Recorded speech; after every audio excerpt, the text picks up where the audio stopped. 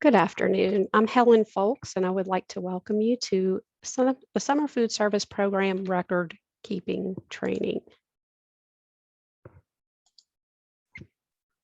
Before we dive into documentation requirements for the Summer Food Service Program, I wanted to start by guiding you through a checklist of documents that are required in the Summer Food Service Program. I have found that this is the best way to start when understanding the big picture of the records and documentation requirements for the program. The QR code on this page will bring you directly to the SFSP administrative guidance for sponsors, and the checklist is on page 190 and 191 of this manual. A detailed review of this guide is a good place to start in understanding USDA requirements for administering the SFSP and understanding the scope of the many programmatic responsibilities involved. Another essential guide to procedures, monitoring, and documentation of program operations is within the SFSP Monitor's Guide. There is a direct link to the manual on this slide by title. Refer to page 16 for record-keeping requirements. When accessing the Summer Food Service Program section of the CMP website, SFSP prototype forms to use for documentation and record keeping may be easily accessed at the title linked on this slide named SFSP Forms, Guidance, Procurement, and Program Monitoring. These forms may be customized to your program, but you should ensure that all areas of these forms are included as a minimum requirement to ensure programmatic requirements of each form are included. Additional resources at that link include guidance, procurement information and forms, and program monitoring resources. If you have not attended SFSP trainings provided in March and April of 2022, please go to the Louisiana Fit Kids website linked on this page to access recorded training webinars. Information and guidance is provided for new and returning sponsors. Additionally, focus trainings on navigating as well as documenting procurement for SFSP are provided. This topic is critical to review in order to avoid some of the most common audit findings related to the Summer Food Service Program operations. A good program cannot exist without proper documentation of its activities. When reviewing the required documents, remember that this is your proof of program services and meals served to children. Thereby, these documents support that your program earned the reimbursement for claimed meals. That is why the maintenance of source documents is essential. Source documents are those documents that support or provide proof of SFSP activities conducted by a sponsor. These documents must be maintained at a minimum for 3 years, plus the current year. State and federal auditors may request any and all program documents for the current year and for up to 3 years prior or during audits or visits. Inaccurate, disorganized, or incomplete documentation will jeopardize your program funding and claims for reimbursement. Organization is key, so begin your work now before the rush of children and meal service operations begin to organize your record-keeping system. This is also the time to identify staff that will take part in documentation responsibilities in order to train them on how to fulfill requirements in the SFSP administrative manual checklist. It's also a good time to go over monitoring procedures outlined in the SFSP Monitor's Guide. Taking steps for organization and training in advance will ensure accurate claims for reimbursement and will provide peace of mind when it comes time for audit. Let's get started with SFSP documentation. Documentation for SFSP includes, but is not limited to, daily meal count documents, and this would be included for all sites by date and meal type. There's monitoring visit documentation and/or monitoring review forms. There are annually completed SFSP staff training for all staff, i.e. maintenance of training sign-in sheets with dates, training documents, agendas, including documentation of civil rights training. Payroll documentation, including timesheets, is required for all SFSP staff, including administrative staff. Copies of payroll checks, bank statements, etc. should be included with this documentation. Lease or rental agreements should be held on file as well. Satellite account forms must be maintained. Hold on just a moment. Satellite account forms must be maintained when transporting food. I'm going to hold just a second because this is progressing without me. So hold on just a minute while we handle this technical issue.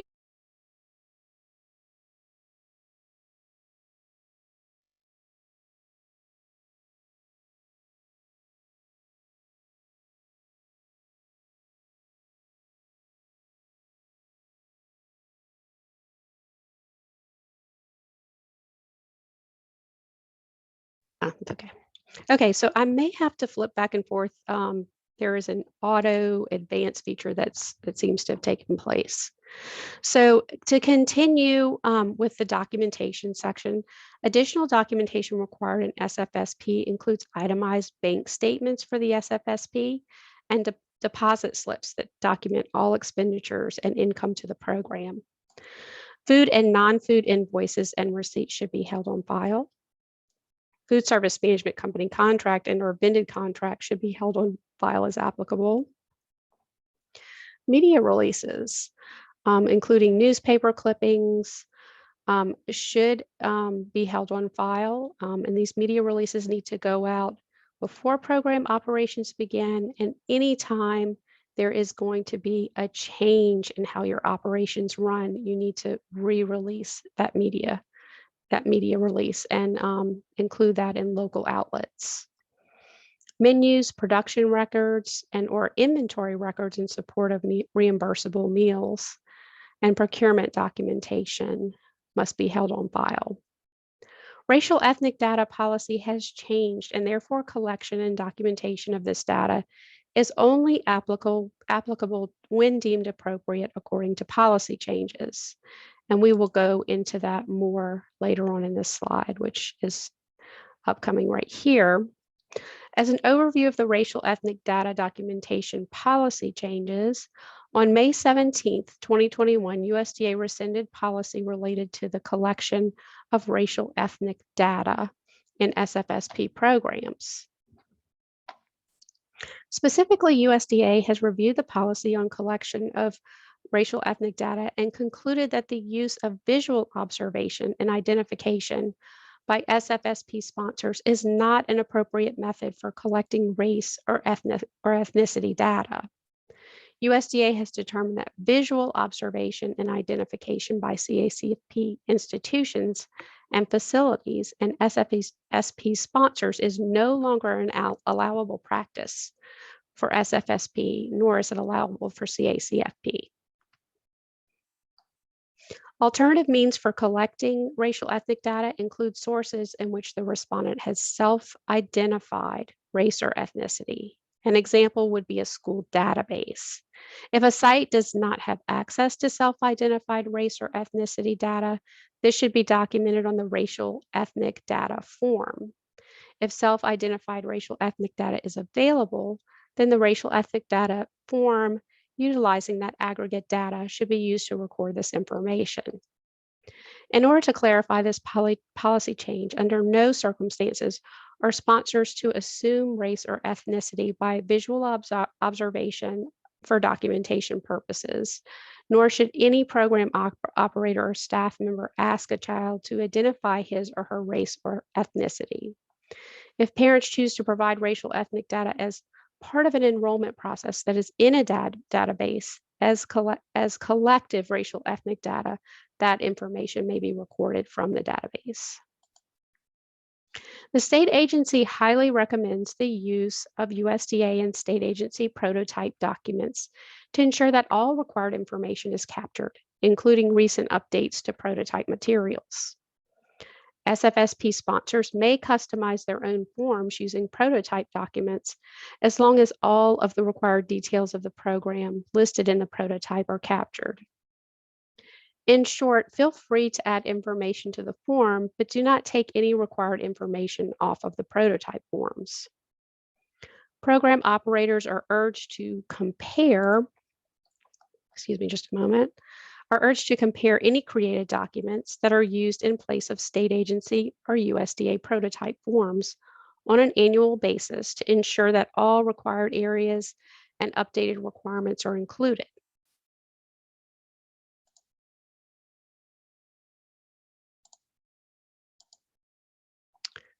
Okay, so back by popular demand, the LDOE Nutrition Support section has created a prototype SFSP forms book that may be utilized by sponsors.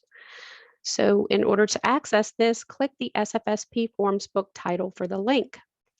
USDA also has prototypes available for most of the forms contained in the state agency forms booklet. And below on the slide is a USDA's website link, and also a link directly to the USDA SFSP guidance, which is located at this link on the side. When referring to the SFSP forms manual, refer to the chart below the table of contents for a key to determine which forms are optional versus those that are required for your program. So when you look at this requirement sheet, you can see the different areas that are highlighted, and you can tell with the little key which things are required from your program and which things are not. So it's important to note that daily meal counts must be taken for each meal service by type at each operating summer food service program site at the approved time of meal service. So this is the overall concept of meal counting and claiming. Remember that as we return to business as normal, the summer food service program requires congregate feeding, meaning meals must be counted and consumed by children on site.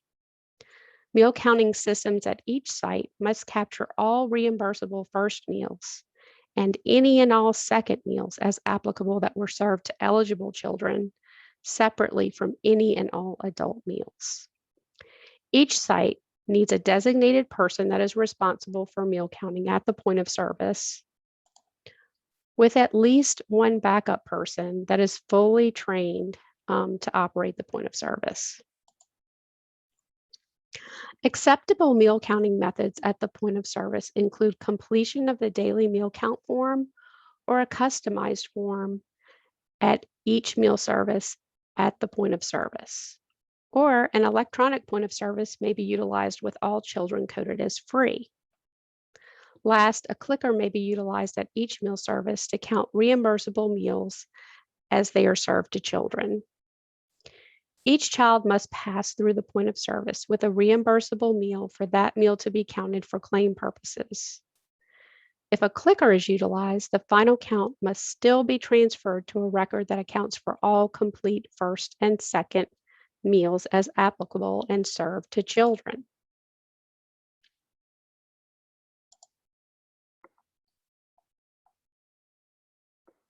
It's important to note here that any adult meals should be accounted for separately and that everything is broken down by type.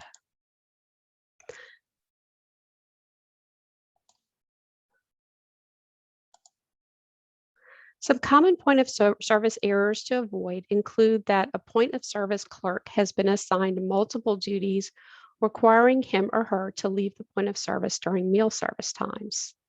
Children will then stray from the point of service, and meals either end up over or undercounted for claiming purposes. Use of head or plate counts cannot be utilized in place of a point of service.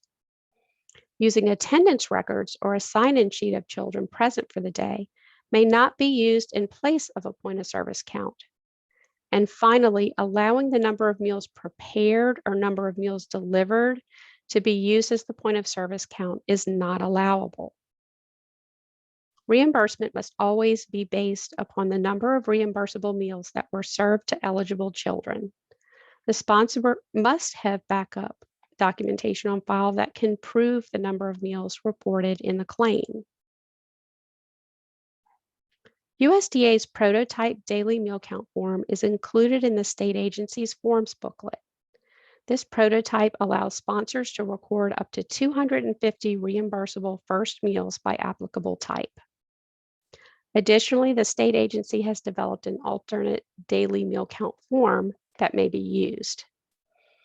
This prototype accommodates the recording of up to 620 reimbursable first meals by applicable type.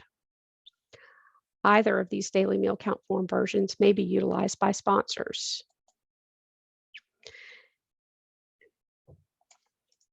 It is critical that site staff, hold on just a moment.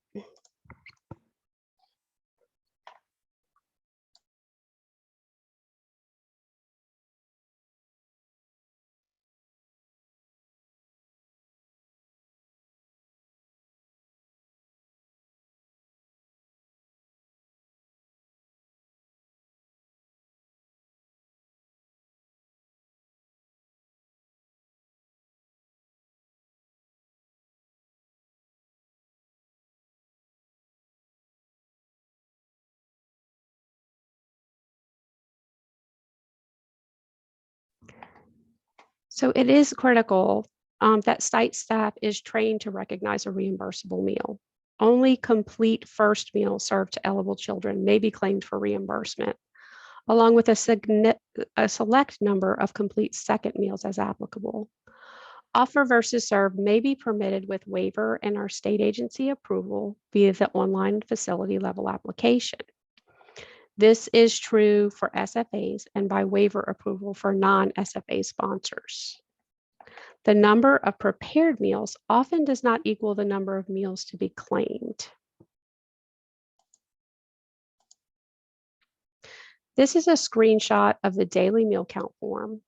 The USDA and state agency prototype DMC form may be accessed in the SFSP forms book on the CMP website. This is page 1 of 2 of the USDA prototype. When a site serves more than 150 children per day at a given meal service, the supplemental or page 2 form may be used along with the first page. Staple or attach the sheets and keep them together. See the reference materials available in the USDA SFSP Administrative Guide for sponsors.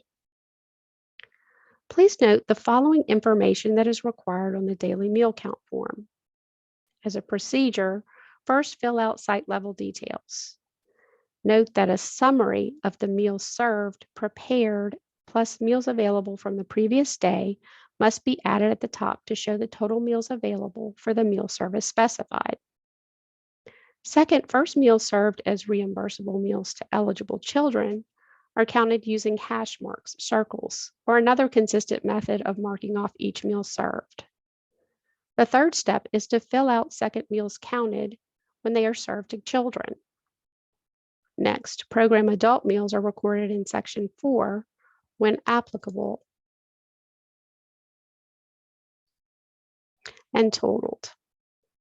Fifth, non-program adult meals when served are counted in section 5. In section 6, total meals served are documented to include addition of part 2, 3, 4, and 5 to give a sum total under 6. Total damaged or incomplete or other non-reimbursable meals are recorded under section 7. Total leftover meals are recorded in section 8.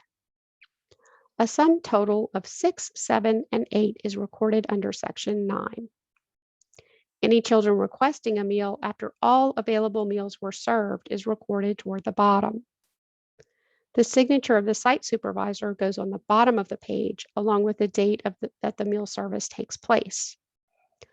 All of these sections must be completed during meal services. The USDA and state agency prototype daily meal count forms may be accessed in the SFSP forms book on the CMP website. The page shown here is page 1 of 2 in the state agency prototype. Illustrated here is page 2, which allows for counting of daily meal counts up to 620 reimbursable meals. Both the USDA and the state agency prototype daily meal count forms may be accessed in the SFSP forms book located on the CMP website. Next are some examples of completed daily meal count forms. When daily meal count forms are checked on review, they are frequently found to be incomplete. Sponsors must train site staff on how to complete the daily meal count form being used. These records must be submitted to the central office on a set schedule as approved by the state agency. This is an example of what a completed form looks like. When using the USDA daily meal count prototype, if a site serves more than 150 children per day at a given meal service, the supplemental page 2 of this form should be used along with the first page. Be sure to staple or attach the sheets and keep them together. Here's an example of a completed USDA daily meal count form that requires the use of the continuation page. Illustrated here is page 2 of the daily meal count form, which goes up to a meal count of 250. The state agency DMC prototype form may be utilized when a site serves more than 150 children per day at a given meal service. To keep organization simple, staple or attach the sheets to keep them together. Here is an example of a DMC where the continuation page was needed using the state agency's prototype DMC form. The page 1 screenshot is pictured here. When a site serves more than 200 children per day at a given meal service, the supplemental form on page 2 of the prototype may be used along with the first page. The page 2 screenshot is provided here.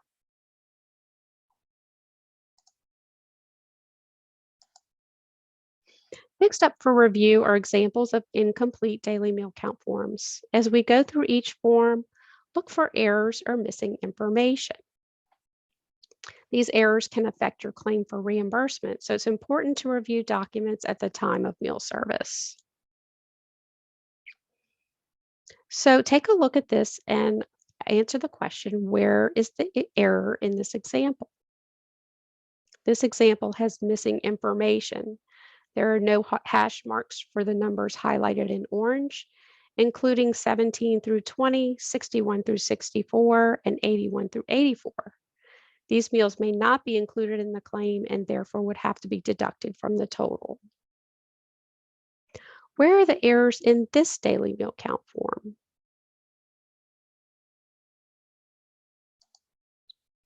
Example 2 shows inconsistent and difficult to read meal count documentation. Using different methods for marking meal count numbers, as shown here with X's, hash marks, circles, etc., causes confusion. Always use a consistent marking to mark meal count numbers to ensure counts can be easily validated by a state agency reviewer. The state agency does not recognize or accept meal counts represented by a single horizontal line that connects multiple numbers on a daily meal count form, as you can see in the pink highlighted lines. Also, there is missing information. Finally, the site supervisor did not sign the form at the bottom, which is highlighted in pink. Review the daily meal count form pictured for errors. What did you find here? So in example number 3, this daily meal count form is missing information, including the meal type. Is this breakfast, lunch, snack, or supper? The delivery time is missing and counts are not totaled in areas 3 through 8. Other areas of concern include the date of the meal service is not matching in terms of documentation at the top, and the signature date is missing at the bottom, is not matching at the bottom. Review this daily meal count record. What errors did you find? Under section 1 at the top, take a look at the highlighted areas in pink. There is missing information on this form, including the number of leftover meals from the previous day. Also, total meals available from the previous day listed at the top of the form under section 1 is missing. Another area of concern includes that more meals were documented as being served in area 6 than documented as available at this site. Documentation to support meal counting and claiming and following procedures at the right time in the right place are very critical for illustrating performance for reimbursement. Specific focus on the following records will have a financial impact on your program. If these documents are easy to read, validate, and demonstrate program requirements are met, reviews by the state agency will go more smoothly and will take up less of your time. Also, you will have the peace of mind knowing that claims for reimbursement are backed by strong documentation. Specific focus on the following records will have a financial impact on your program. If these documents are easy to read, validate, and demonstrate that programs are met, reviews by the state agency will go very quickly. Some critical records that support these activities include keeping production records. And although production records are not required, they are highly recommended in terms of demonstrating that reimbursable meals were prepared and served in support of claims. If your system is not planning to complete production records, there is greater emphasis on documentation that supports the areas covered in production records, like invoices and inventory records, CN labels, and that's just to name a few. Daily meal count records, whether performed electronically or manually maintained, must be available on site for the week and for 3 years plus the current program year in a central location at the time of request by reviewers and/or state agency staff. Please keep records organized and on hand to be certain that counts for claiming do not have to be refigured. Daily meal count forms or software counts must be performed at the point of service at the approved time and place for meal services as approved in the SFSP online application. Satellite account forms are required when meals are delivered to SFSP sites from another location or site. If meals are distributed outside of the facility where they are cooked, then you must use satellite forms to record both food safety procedures, including time and temperature controls, as well as to demonstrate that the appropriate quantity of reimbursable meals were delivered and confirmed by both site supervisors and delivery personnel. These prototype forms can be found in the state agency SFSP forms booklet. Please see the memo SFS 20-47 for the forms that are referenced. This slide shows the SFSP prototype production record form. This provides a template for documenting that sufficient food was utilized and produced in order for each meal claimed to be reimbursable. When fully and properly documented, a reviewer can calculate the yield of foods used and prepared for reimbursable meals credit. This is an example of a production record. This sponsor produced this breakfast and lunch on June 10th. The reviewer will be able to get a total picture of reimbursable meals for both breakfast and lunch. This record supports that enough food was prepared to serve the students, adults, and total number of meals served. The menu items, serving sizes, food items served, quantity prepared, and leftovers completed will support the number of meals served by type, which are totaled in the far right column, titled Number Served. The SFSP satellite account report must be used when food is being transported from one location to another. In short, if food is prepared at one kitchen and is delivered for consumption at a different site, then this form must be completed. In this sample satellite account form, the sponsor is transporting unitized, pre-portioned meals to the feeding site location. The hot items are portioned and packaged together, and the remaining items will be placed on the serving line, providing children the opportunity to take or decline items if offer versus serve is approved at this site.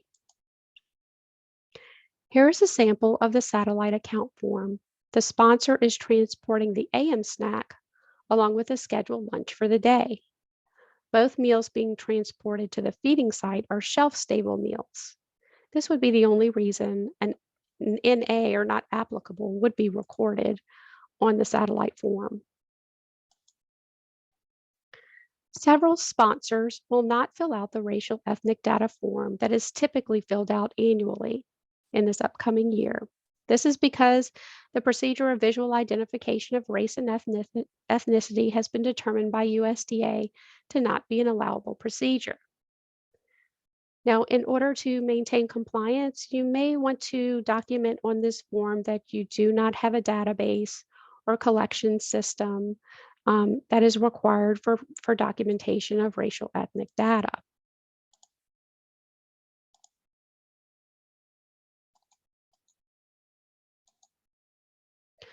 Time and attendance records are something that should be completed on a weekly basis.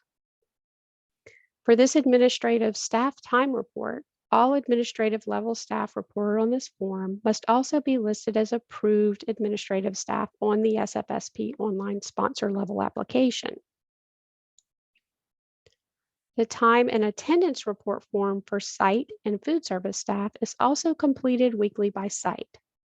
All site level staff reported on this form must also show up as approved staff on the SFSP online facility application as approved by the state agency.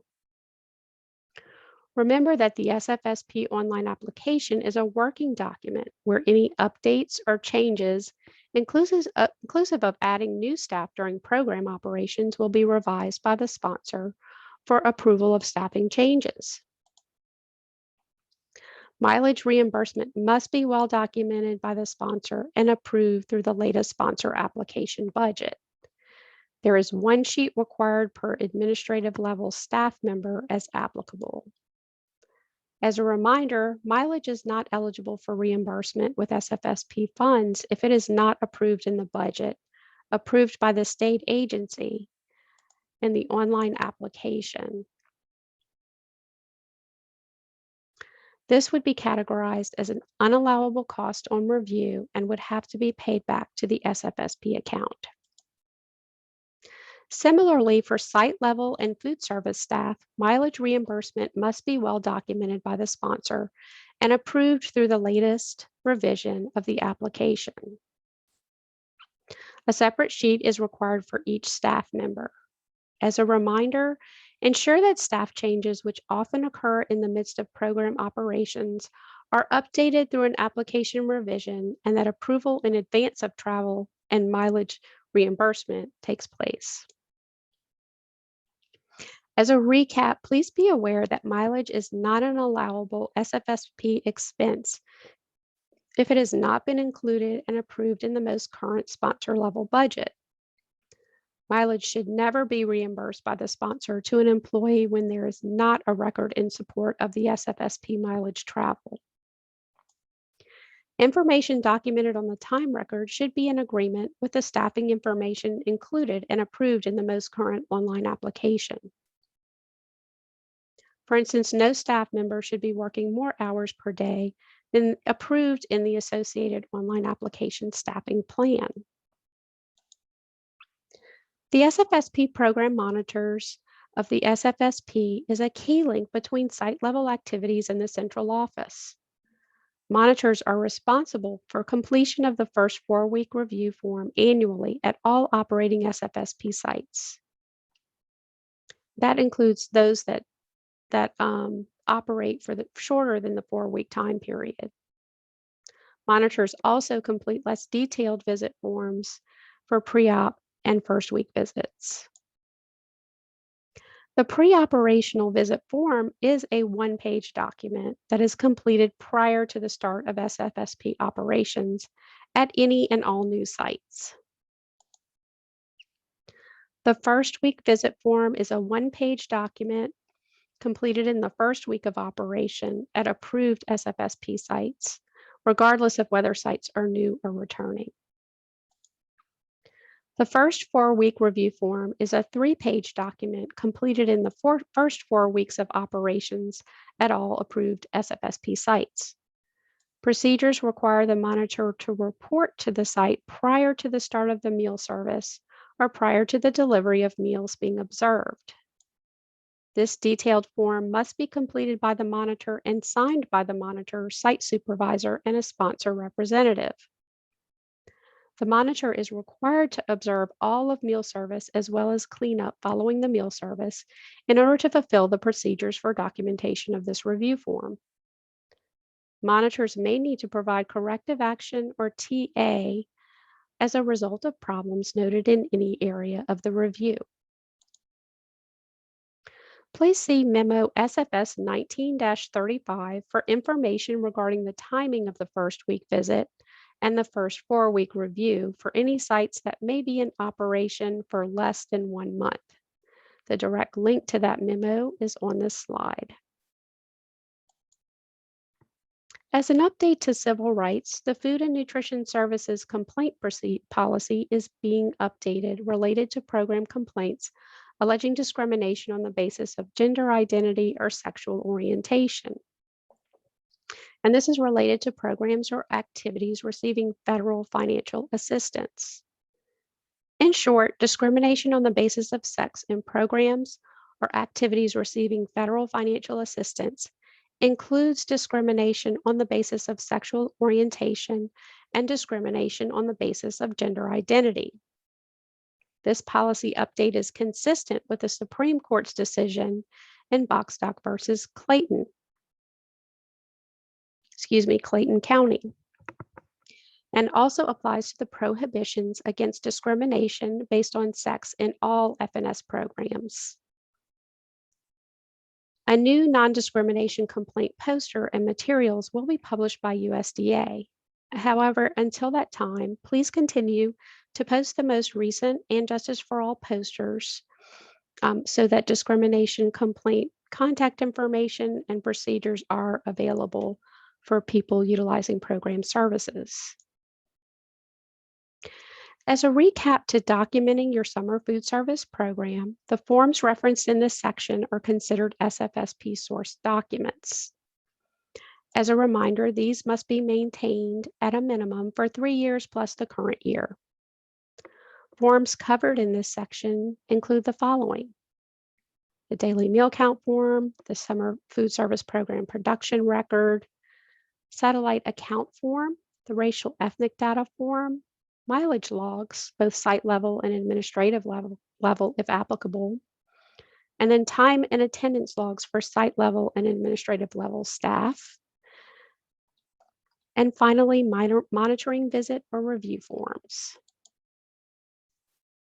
The Louisiana Department of Agriculture and Forestry sent a reminder announcement for SFAs. Please be sure to complete an inventory transfer of USDA foods from NSLP to the Summer Food Service Program at the beginning of the summer, and also remember to do the same thing in terms of transferring USDA foods from SFSP to NSLP at the beginning of the new school year. Now I'll take a look at any questions that may be in chat. Hold just a couple of minutes while I take time to review those questions.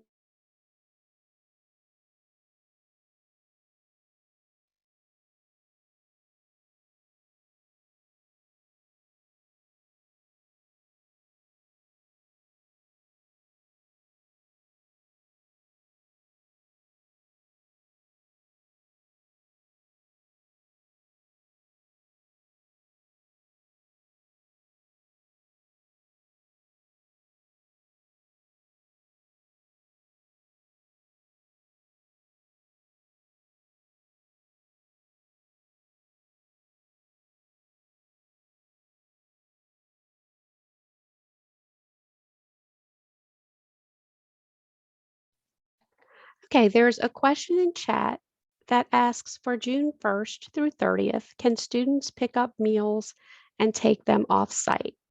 Now, in terms of SFSP, the Summer Food Service Program, there is currently no waiver approved for that option. In terms of serving breakfast and lunch together, this is currently also not an option for the Summer Food Service Program.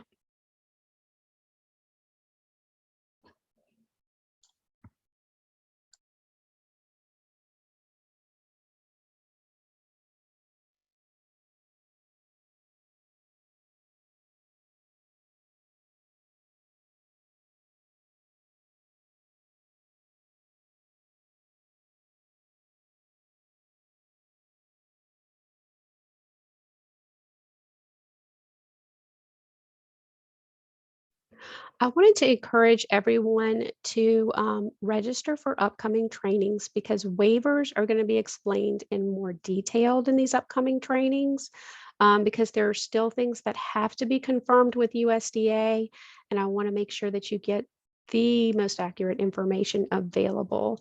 So we do have some really good questions in here.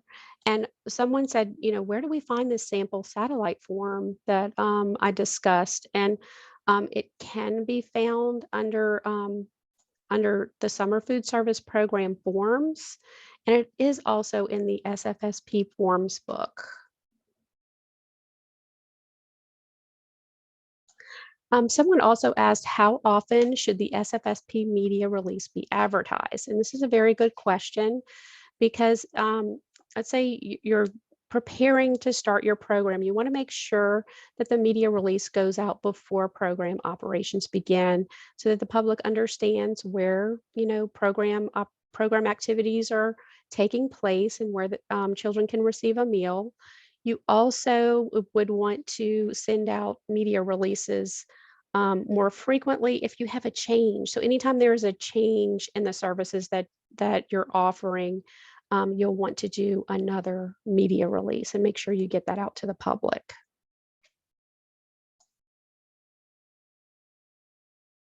So there is the question about the pre-operational visit, and this is just for new sites.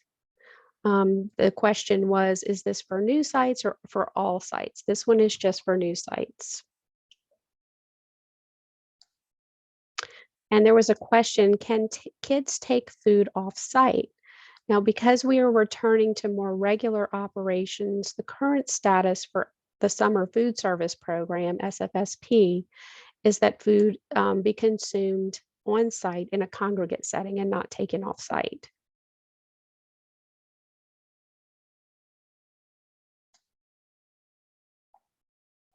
All right, so I really want to thank everyone for your time and for your attention during this session. And if you have additional questions, please reach out to the Louisiana Department of Education, Division of Nutrition Support at Child Nutrition Programs at la.gov or by phone at 225-342-9661. Great, thank you again and have a good afternoon.